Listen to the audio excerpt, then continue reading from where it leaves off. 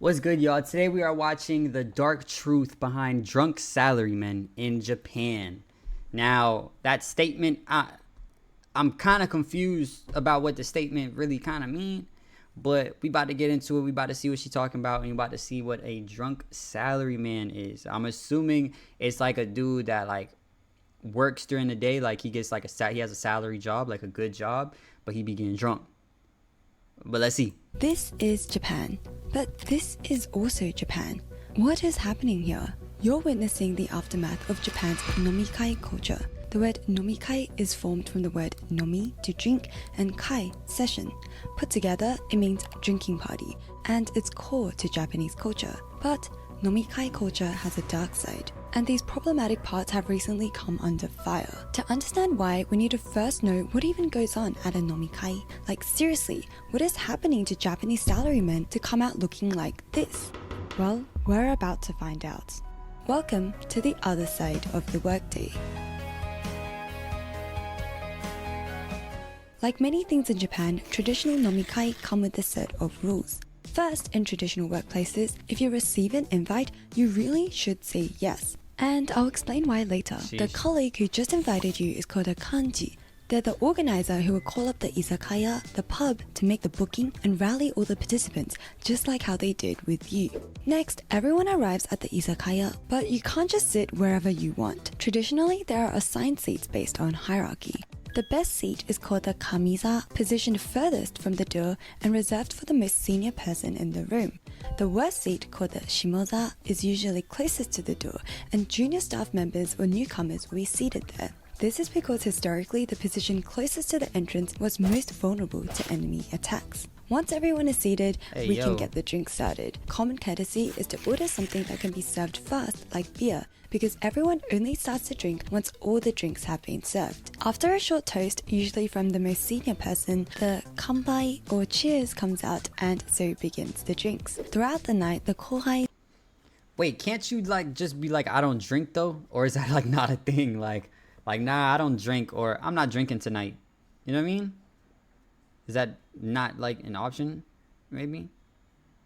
Or juniors must keep an eye on how full everyone's glasses are. Once they are empty or near empty, the kohais should read the room and proactively top up drinks for their seniors or senpai. So, as the night progresses, you start to feel the alcohol, but your glass keeps getting filled up, and it's really hard to say no. As Finnish researcher Juha Partinen writes, refusing an offer to drink is bad manners, requiring profuse apologies if one really feels it necessary to do so. As such, sometimes it's easier to employ more subtle strategies. Sheesh. So you can't even say no. You can't even be like, bro, I'm not even trying to drink today. And then you gotta apologize. That's tough. I'm not gonna lie. Rather than bluntly voicing out a no, anthropologist Harumi Pipu in his 1974 paper describes one such way. Okay, this is 1974. Like, Guest has had enough sake and wants to accept only out of politeness just a little more, but not a full cup. Then before the cup is full, he must move the cup higher and higher to prevent pouring of more sake, whilst mumbling something to the effect that it is enough. A good Japanese host is not one who necessarily respects the other's wishes. He is more concerned with forcing his hospitality upon the guest. He is thus prepared for the contingency of the guest attempting to refuse the offer by raising the cup. The moment he senses this defense strategy of the guest, he counteracts by holding the bottle higher and higher, raising the bottle at precisely the same speed as the guest raises the cup, so that he can keep on pouring sake. To do this, bro, this is too much. Like this is crazy. Like, you can't even. So the person giving out the drinks can't let anybody's drinks get less than full, or like get too low. But then everybody else needs to keep accepting drinks, so they need to keep drinking. And I guess you can, I mean, this is part that she didn't mention, I guess you can't, take a drink and then not drink it, because they be doing like, shots, I guess. I don't know if it's shots, but they were like having cheers and stuff. So, hey, bruh. Hey, that's too much drinking. That's like that's non-stop drinking. It's an endless cycle, gang. You got to be like, I guess maybe if you start acting drunk, you'd be like, oh, like I'm acting like I'm drunk. Oh, I had too much. I got a low tolerance. You know, that might be able to like get you out of there. You got to say that but then again, you don't want to show your low tolerance to everybody else. Yeah, now this is crazy. And to do it without spilling a drop, especially after both parties are intoxicated, is no easy feat. Who knew drinking could have so many strategies involved? This just goes to show how hard it is to turn down a drink even when you've had enough. Excessive drinking at nomikai has been linked to serious health issues, including liver disease, cardiovascular problems, and alcohol dependence. Beyond physical health, these after-work gatherings can strain family and social relationships, as employees often spend long hours with colleagues instead of being at home. These are just some of the well-documented consequences of this tradition. And keep in mind, a lot of the employees there drinking don't have a choice. So why exactly do Japanese people have to go? To answer this question, we have to go back in time and understand first alcohol's significance in Japan. Okay. Alcohol has long been woven into the fabric of Japanese culture. In the history of the Kingdom of Wei, the earliest known Chinese text to reference Japan, Japanese people were described as being fond of liquor. Sake, Japan's most iconic liquor, is believed to have been first brewed over 2,000 years ago, around the same time rice cultivation began in the region. Sake quickly became the drink of choice and took on deep spiritual significance. In religious ceremonies, it was first offered to gods before being shared among people, symbolizing a sacred bond between the divine and the mortal. During Japan's feudal era, alcohol consumption was marked by class divisions. Aristocrats enjoyed refined sake in elegant settings, while commoners restrained by poverty brewed their own and reserved it for festivals or special village occasions. These consumption habits would all change though with the industrialization of Japan during the Meiji period.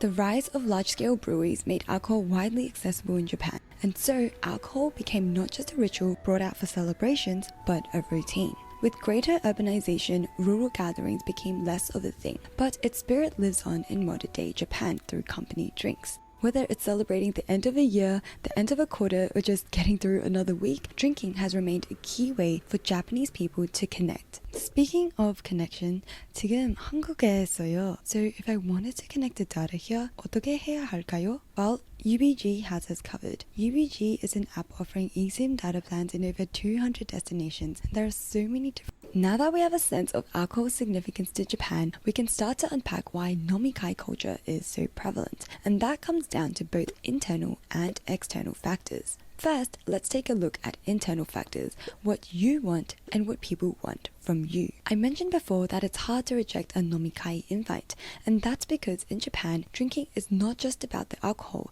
it's about building relationships. That's because Japan's society is quite reserved. There are a lot of unspoken rules about what you should and shouldn't say. I actually have another video deep diving into what these rules are, so you can check that out later. But for now, just know, in Japan, people don't always say what they think, because speaking too bluntly will come across as being rude, which is socially inappropriate. This means people hold back on their opinions, their thoughts, and how they feel. But drinking creates a kind of social loophole. When Japanese people drink, they're allowed to be more honest, more vulnerable, and say what they really think. So alcohol creates a safe space where we listen and we don't judge. Or, as Partner puts it, the main purpose of drinking is the attainment of uninhibited sociability. As a result, the Japanese even have a word for this process of using drinks to initiate and solidify relationships, and that is nominication, a portmanteau of the Japanese word nomi, to drink, and the English word communication. Naoya, a 32-year-old man from Osaka, says this is one of the biggest reasons why drinking is important to the Japanese. Drinking is one of the most important communication platforms. Alcohol allows Japanese people to express their emotions as well as opinions more openly in this rather socially regimented country. So, if you wanted to get to know someone better, traditionally it would be done over a drink at a nomikai. Now, the flip side, what others want from you. These factors are just as important in solidifying the existence of nomikais, and it's the Japanese work culture that reinforces peer pressure and a group-first mentality. You see, traditional Japanese companies operate with a very communitarian approach, one that emphasizes long-term employee loyalty, family-like work environments, and a strong emphasis on seniority and hierarchy.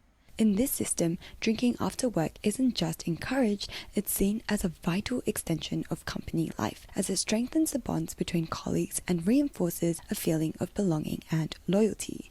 Within this kind of environment, partner emphasizes that participation is mandatory if one is interested in. This is crazy because, like, I feel like in the US, like, if you go to a company party and you get drunk, you're getting fired, gang.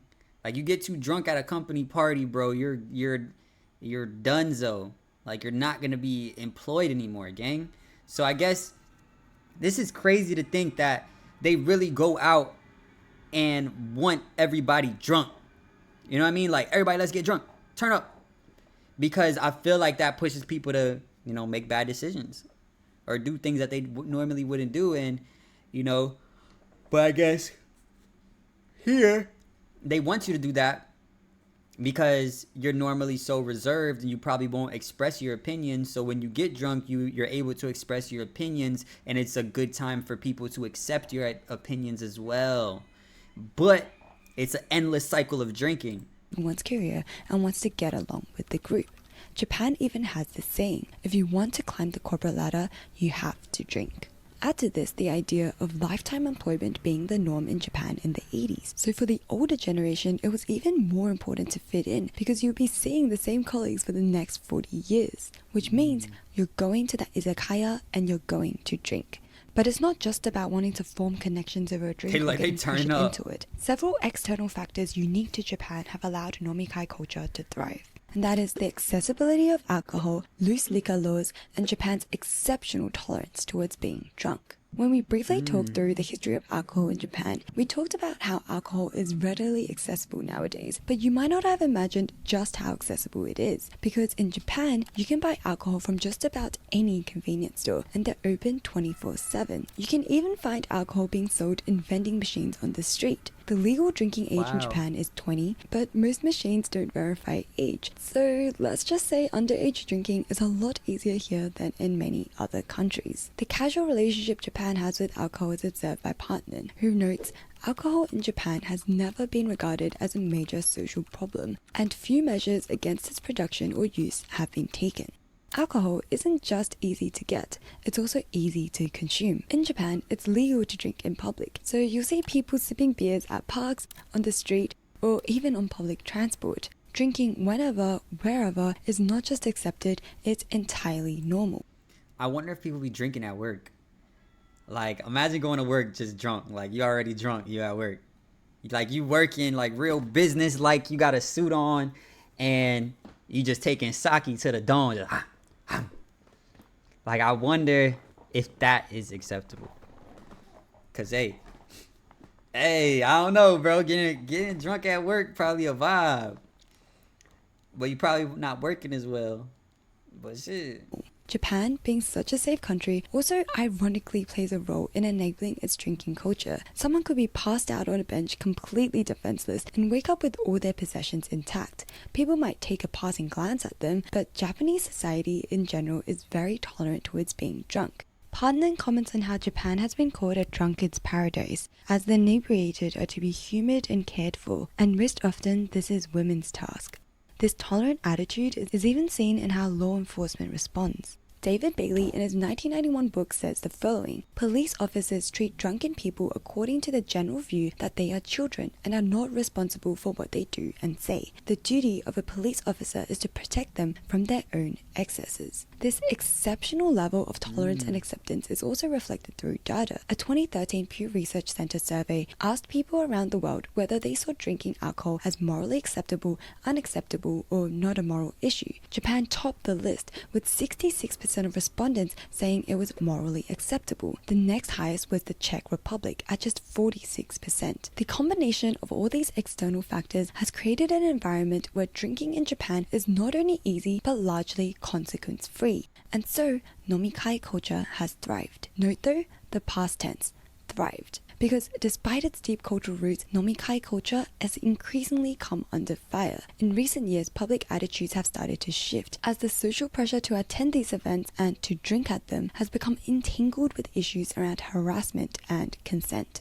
nomikai culture is such a big thing though. Can this practice really change? Well, the younger generation has something to say about it, and they don't need a drink to speak their mind.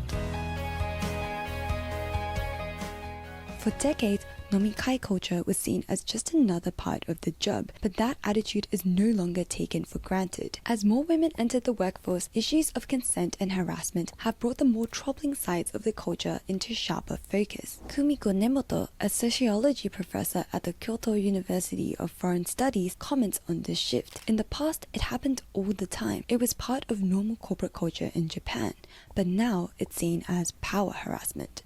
This term, power harassment, relates directly to new laws introduced by the Japanese government in 2019 targeting employers. And these laws have greatly affected how nomikais are conducted and how much pressure there is for employees to attend. Mr. Katsuki, a 47-year-old manager, recalls how back in the day his boss or colleagues would ask him out for drinks up to 4 times a week, and there was really no way of saying no. These days, however, things are different. With stricter laws and companies taking harassment more seriously, he's much more cautious.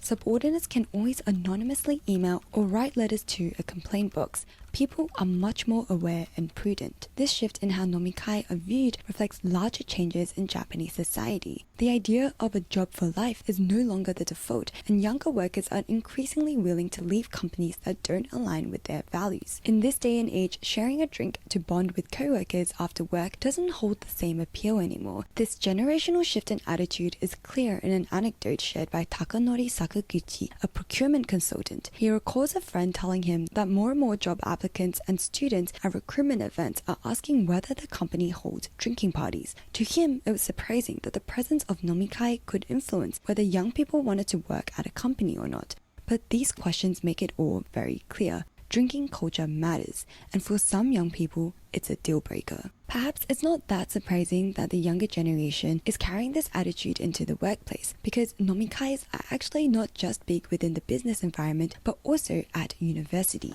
especially in uni clubs. And just quickly expanding on this point, it seems like uni nomikais have gone through quite the transformation. Wu Yixuan, in his 2023 paper, interviewed 7 respondents who all commented on how they had heard or experienced at first uni nomikais being stricter in attendance and having a more hierarchical structure. But nowadays, attendance at uni nomikais are optional, and senior members often behave in an equal manner with their juniors. In addition, none of the interviewees mentioned feeling any pressure to get drunk at nomikai. The expectation to drink heavily or to keep drinking when they don't want to is fading. Outside of drinking, different alternatives to facilitate bonding have become popular over the last decade, such as hiking, eating out, doing sports, activities that don't require alcohol to facilitate a similar kind of bond. As values evolve, so too do traditions. Nomikai will likely remain a key part of how co-workers and students socialize in Japan, but it's already starting to look a bit different. The more problematic parts of it, like compulsory attendance or being pressured to drink past one's limit, are increasingly being questioned. While business nomikai might take longer to change, university culture shows us that such transformation is possible, and with new laws and growing resistance from younger generations, after-work drinks might one day simply be just that, a pressure-free hangout with colleagues, not an obligation that stretches for hours multiple times a week. Drinking culture is such a big part of East Asia, and today we just scratched the surface with Japan. I'd love to do a deep dive into China or Korea next, so make sure to subscribe so you don't miss it. Thank you to my amazing patrons for their support, and don't... Hey man, nah, this is a pretty good vid. I feel like for the most part, I feel like they're moving towards where they should be moving towards, and you know, in a place where they're not forcing people to drink, which I feel like is the best thing for a society. It sounds kind of crazy, the fact that you had to go drink every single time they were throwing a nomikai. Is that how you pronounce it? Nomikai? It's like, dang, bro, what y'all want from a nigga, you feel me? But it's good that it's stopping. I feel like, you know, it could be cool going out to drink with your coworkers and such, but not to the point where you lose all self-control, you know what I mean?